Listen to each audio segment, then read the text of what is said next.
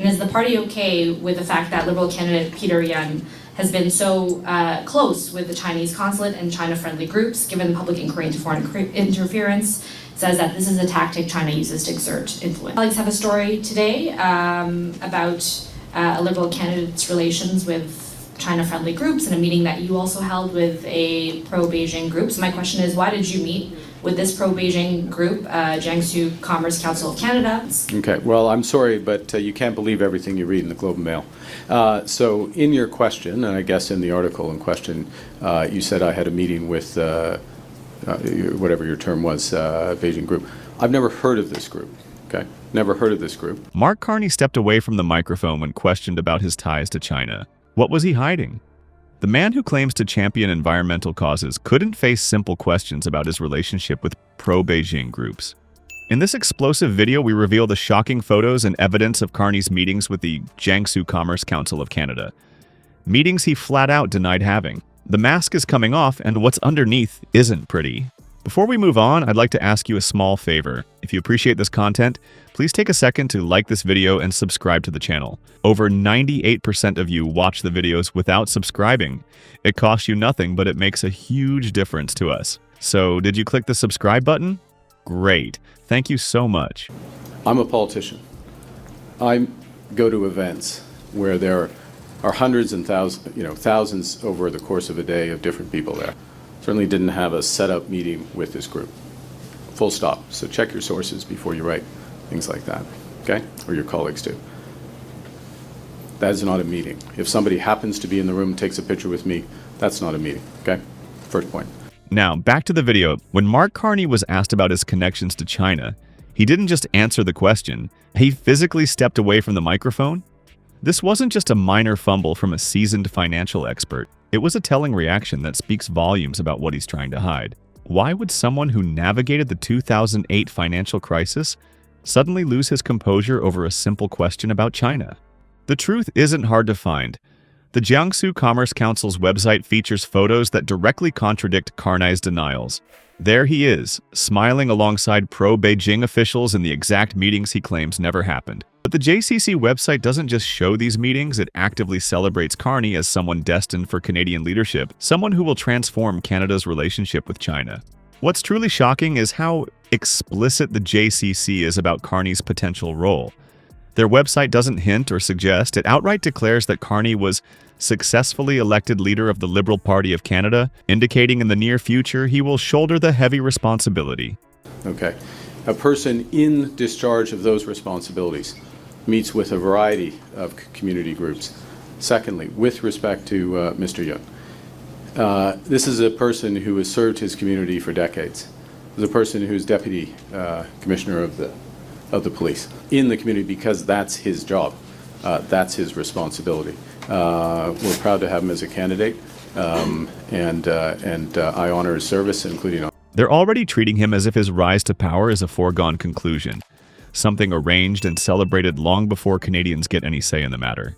Even more concerning is the JCC's focus on Carney's trade vision. They specifically highlight that he believes that trade must be diversified, including economic dependence on United States, actively expanding trade relations.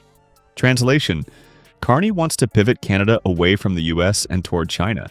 This comes at a time when Canada stands as one of only 2 countries not receiving decreased tariffs from the United States, making his China-focused strategy all the more questionable.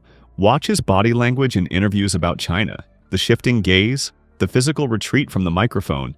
These aren't the actions of someone with nothing to hide. They're classic signs of deception, moments when the carefully constructed public image cracks to reveal something much more concerning underneath. This pattern of saying one thing while doing another isn't new for Carney.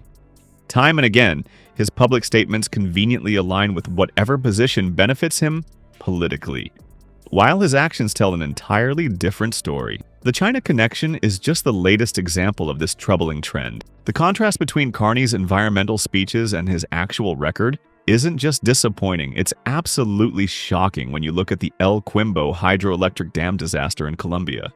While positioning himself as a climate savior, Carney presided over Brookfield's construction of a massive dam that destroyed entire indigenous communities and ravaged critical ecosystems. What happened in Colombia wasn't just environmental damage, it was devastation on a massive scale.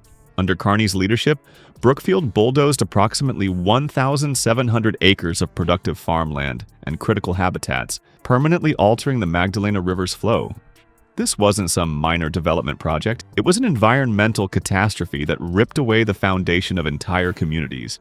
Local indigenous people and farmers didn't just lose their homes, they lost everything. Over 1,000 people, primarily from indigenous and peasant farming communities, were forcibly removed from lands their families had inhabited for generations. Their entire way of life vanished under the rising waters as Brookfield continued construction despite desperate protests from these communities. When these affected communities raised their voices in protest, what was Brookfield's response? Complete disregard.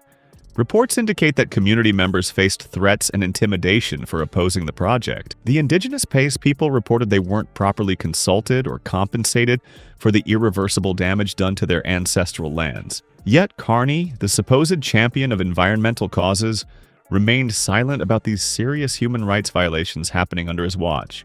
This wasn't an isolated incident. The pattern of exploitation extends far beyond Colombia.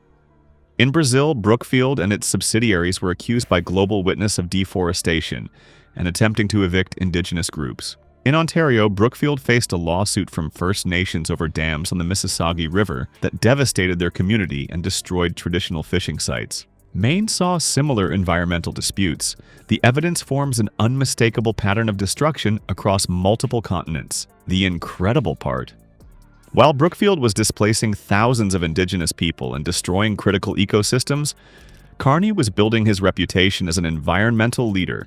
The same man who oversaw the flooding of entire villages was publicly positioning himself as a champion of sustainability and indigenous rights. This level of hypocrisy is almost impossible to comprehend. How devastating was this dam project? The displacement of over 1,000 indigenous people, the destruction of 1,700 acres of vital farmland, the irreversible damage to the Magdalena River ecosystem, and the complete dismissal of community protests tell the real story. While Carney was chair of Brookfield, communities were suffering, environments were being destroyed, and indigenous rights were being trampled. Throughout this investigation, we've uncovered a disturbing pattern in Mark Carney's career. A man whose words and actions couldn't be further apart. His emphatic denial of meeting with the Pro-Beijing Jiangsu Commerce Council crumbled instantly when confronted with photographic evidence. Meanwhile, his supposed environmental values were trampled alongside indigenous Colombian communities, displaced by Brookfield's devastating dam project under his leadership. This stark hypocrisy demands our attention. When public figures preach transparency while practicing deception, Canadians deserve to know.